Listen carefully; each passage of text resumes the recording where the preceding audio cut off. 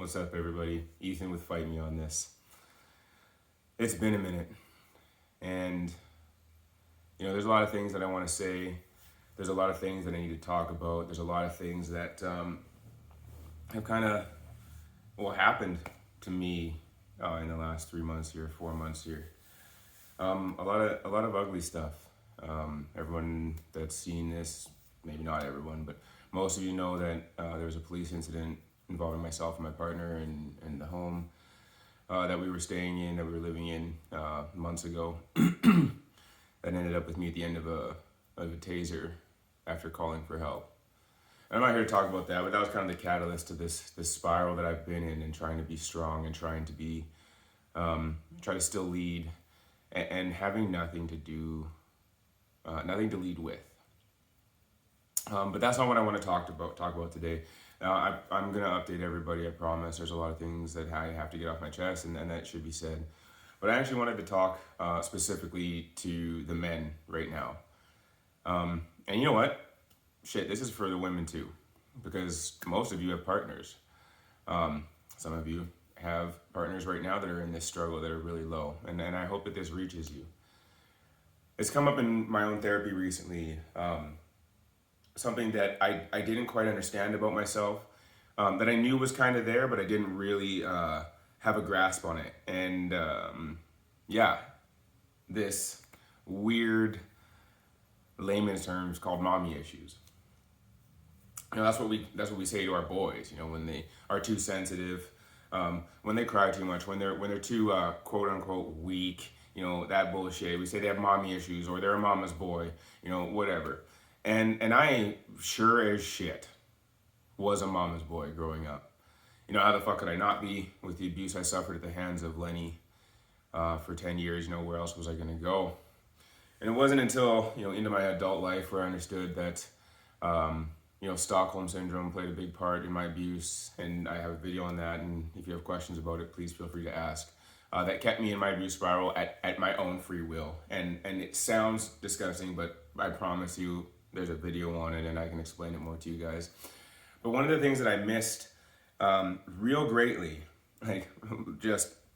couldn't even figure it out until last week, was this nasty attachment issue that I have. And you know what? I wouldn't even call it an issue. It's a disorder. Unfortunately for me, I went through life unprotected. And that includes my mom. I've fought with this for a very long time. In my book, I couldn't even write about it. I've tried to write letters about it. I've tried to shoot this video a few times now. And I've said a lot of good things about my mom. And, I'm sure she's a good woman. She prayed for me all the time. I know, I've said it a million times, that without her praying for me through my teen years, I don't know if I would have made it. And I'm super grateful for that. But what I needed from her was protection. What I needed from her was for her to be my mom, to be my mother, to be the one that would say that enough is enough. And now this is a big thing, because she says she didn't know that the abuse went on. And that is something that I full on struggle with, her being one of the most intuitive human beings that I have ever met or known in my lifetime. And to not know that her son was in such a shitty place with the person that she married. That doesn't sit well with me, and I've had a lot of time to think about it, and I have not had enough time to think about it. But what I'm getting at here is this longing that I have for protection.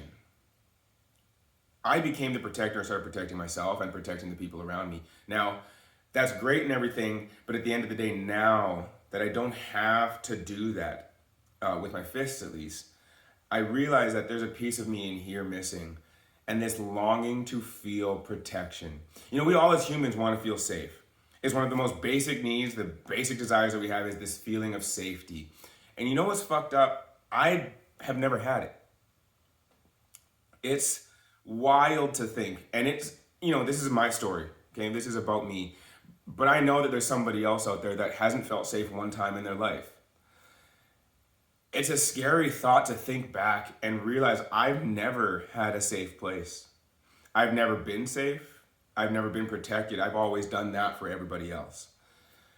What that's brought up in me is a incredibly toxic attachment style where I will stay in situations, be it with partners, with friends, relationships, coworkers, businesses, whatever, just to try to hope that somebody can or will and might give me that feeling. A feeling that I don't know that I fully understand, and I don't know that I would know it to see it or to experience it. And that's a whole other video. But I, as a man, struggle.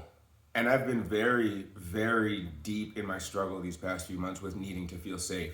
You know, one of the things this officer took from me, because as I spent this first 6 months building myself, most of you know my journey, my health and fitness journey and everything else that's gone on. I took care of myself. I started to live for Ethan.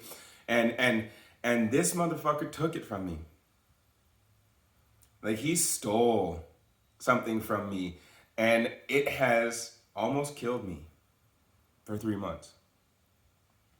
Now, my situation is a little bit more extreme. I had a big trigger, a massive trigger, but I have also lived in this space my entire life, holding on to people that are toxic for me, holding on to things and ideas, jobs that are toxic for me in the hopes that I can get that sense of belonging, that this is my space, these are my people, this is my safety. The whole while, I am simply making it unsafe for myself by staying. But I can't think about that. I don't have the space to think about that, because the other side of not feeling safe is knowing that I'm unsafe. And that's what's over there if I let go. The uncertainty of, well, now what? Who, if they can't, nobody will. It's just me. It's this ridiculous cycle, and it starts at such a young age that we all often just gloss it over and just throw it to the side like it's nothing. And we tell boys they have mommy issues. We tell them that you can't do this, you can't do that. Oh, what do you mean that you're that angry at the drop of a hat because somebody turned their back on you? It's that simple sometimes for me.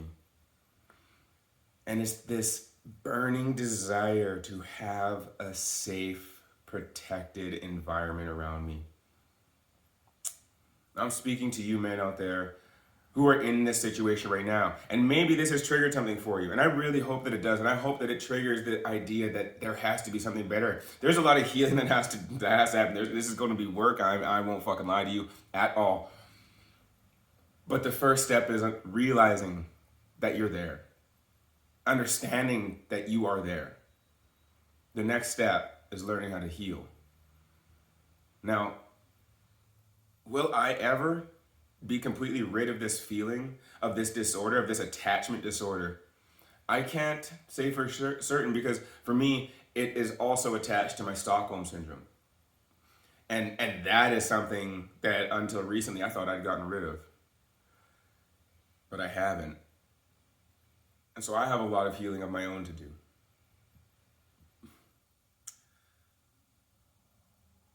If nothing else that you take from this video is to be gentle with your men, all the men in your life. This collective low feeling we are having right now, this holy shit mental health crisis, and if you think it isn't, you can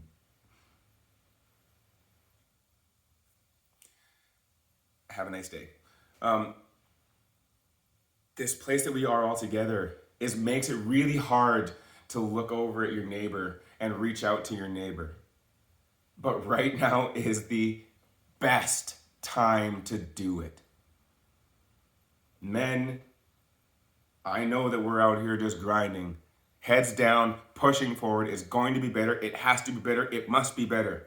And you're right. All of those things are correct. But you have to pick your head up. You have to slow down. You have to take time.